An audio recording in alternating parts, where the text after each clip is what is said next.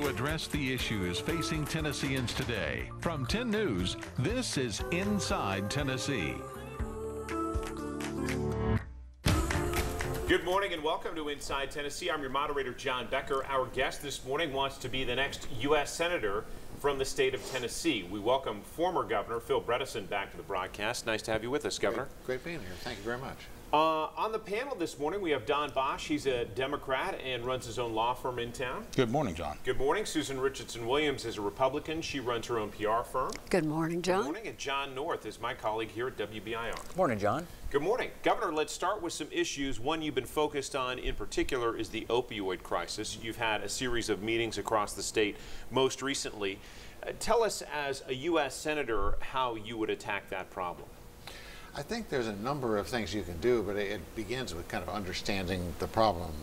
I'm convinced that it's so difficult and so expensive and so, heart-wrenching to let people get too deep into this, that the best emphasis is to put things on the front end, on the prevention side. I think there's a lot of additional tools we can give law enforcement to shutting down these pill mills, which are a problem all across the state.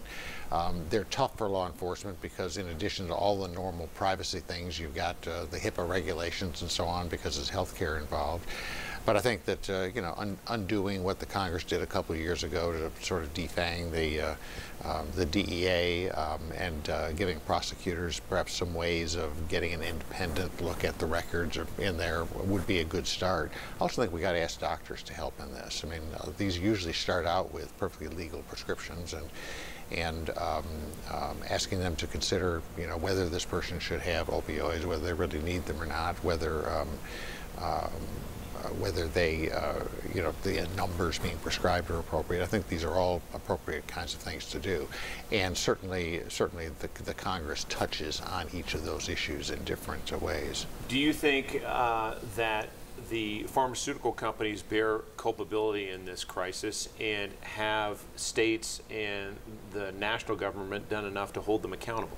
I do think they've got culpability, certainly in the way in which these drugs were promoted to people as being safe and effective, and you really owe it to your patients, talking to the doctors, to make sure they avoid pain and so on. Even knowing that they're, that the reality is a little different from that. And I definitely think they shouldn't go untouched. But I don't think that nobody loves big pharma. I don't think that just sort of attacking them but not dealing with the issues also in law enforcement and with physician practice is enough. But Governor, you've said two things that sort of piqued my interest, and one, as a criminal defense lawyer, you certainly got my attention when you said we should think about giving prosecutors tools to get in and look at these records. Does that concern you, and particularly with the state of our Department of Justice now under Jeff Sessions and others, does that concern you to expand prosecutorial authority into privacy rights? No, I would not have an interest, maybe be a little more clear on that then.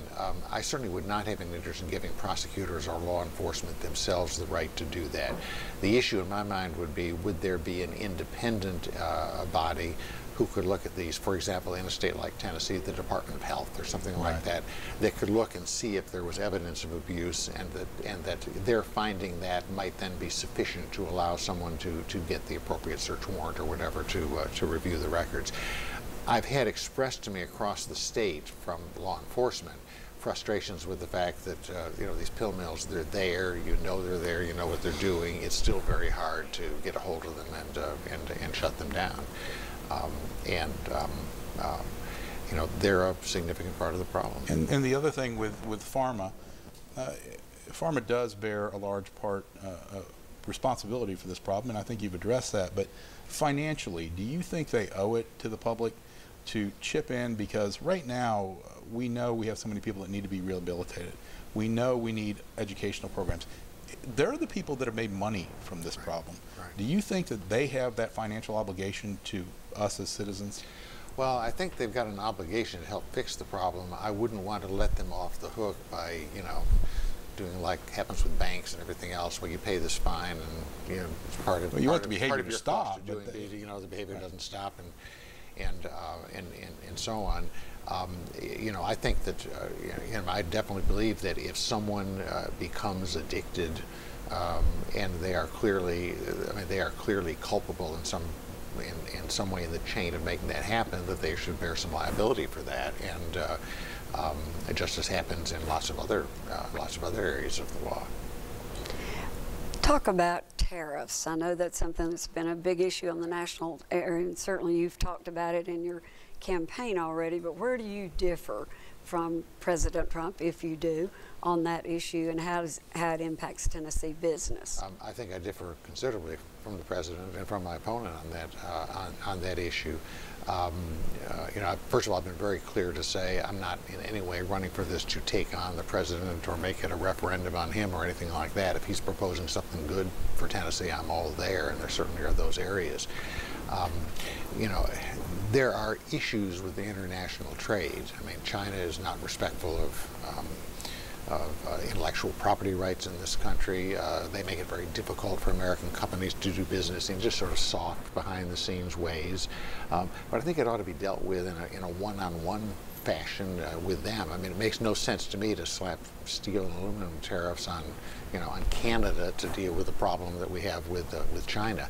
I just think of this as being, you know, taking something that really takes a surgeon's knife and, you know, taking a broad axe to it and creating a lot of collateral damage. It's clearly hurting the agricultural community in Tennessee right now, and coming down the road very much is the automotive industry. We've all invested so much in getting in. You're starting to hear about plants that are not expanding or considering layoffs and the like because of them.